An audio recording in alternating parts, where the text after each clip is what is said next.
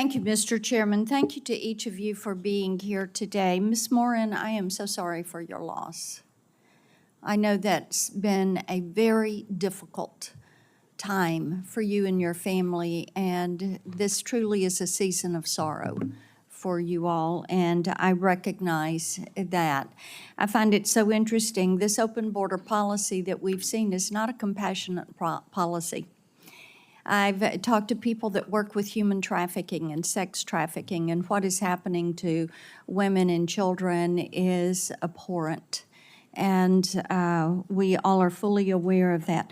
Mr. Chairman, I appreciated your remark that we should deport those that are truly a danger to Americans. I think that's accurate. I don't think there's anyone would disagree with that. We've all seen the uptick in violent crimes, such as Ms. Morin and her family have experienced. And this is the reason I reintroduced my CLEAR Act this year, which would enable local law enforcement, when they apprehend someone who's in the country illegally, to detain them and then call on ICE to deport them.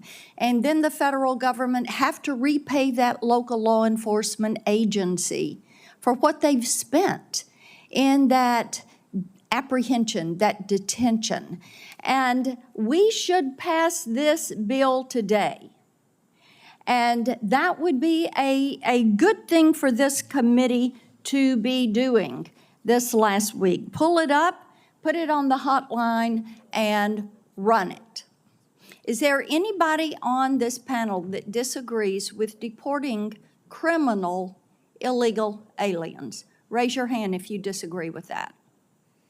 Everybody agrees those that have committed crimes against our citizens should be deported. Mr. Arthur, I want to come to you. Talk for just 1 minute about why it is important that we empower local law enforcement to carry out the job that the federal government has not done. Well, you actually heard Mr. Reichlin-Melnick talk about how few ICE enforcement removal officers there are. There's always going to be a set number of those individuals. When you allow police officers who are involved in their community, who are the first line, actually putting hands on criminals, they're going to be the people who are best able to pull those individuals out of the community. And it's important to note, Senator, that when you talk about immigrant crime, Ms. Morin's situation is horrible, and every crime is horrible. So much of that immigrant crime takes place in immigrant communities. Sanctuary jurisdictions do nothing but punish the immigrants that those individuals that live in those communities that those criminals are sent back to. So that's why it's absolutely crucial. I appreciate that. So I think we should move forward with my legislation, Mr. Chairman.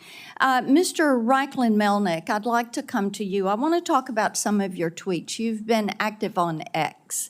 Here's one. This is bad analysis that bears little resemblance to the facts. The Remain in Mexico program was not very successful. It was a human rights disaster that fed people to the cartels with not much impact on border crossings. Plus, Biden ended it when it was barely in use at all. So that's correct. Let's talk about that. So do you still believe that Remain in Mexico was not very successful? It wasn't. In fact, it was one of a suite of programs that went into effect in 2019, about 4 or 5 different ones over the course of about 8 months. Do you believe it was a human rights disaster? Yes, and I can tell you the stories of the women sent back by the United States to Mexico who were raped in Mexico because of that. People that were raped along the way, people that have been trafficked. And we sent them back to those traffickers. Remain in Mexico gave people to the cartels, and we turned our eyes away from them. Remain in Mexico was successful, and we all know it. Now, let me talk to you about another tweet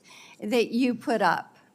There are not 320,000 missing children. That's correct. That number is a false interpretation of a DHS OIG report that said that 32,000 people who entered as unaccompanied children from 2019 to 2023 were ordered deported for missing court, and ICE failed to file charging documents for 291,000 more. That's right. That's an accurate description of the OIG report. This is a human rights disaster because what we have heard is the DHS Inspector General, and what they have testified is that they found 32,000 migrant children did not show up for their court date, and an additional 291,000 migrant children never received notices to appear. That's correct. That's what my tweet So it said. isn't your testimony that DHS does in fact know the whereabouts of every single one of these 320,000 children, and they're just not telling people where these children are. No, because that's not DHS's function here. It's also Office of Refugee Resettlement. It's It is not their job to DHS go out and and find every ORR. single people. It is DHS and ORR. I guess the what broader we point is know, somebody isn't missing sir, if no one's looking for them. What we know is that through reports that have been made, reporting even the New York Times, many of these children are in abusive situations.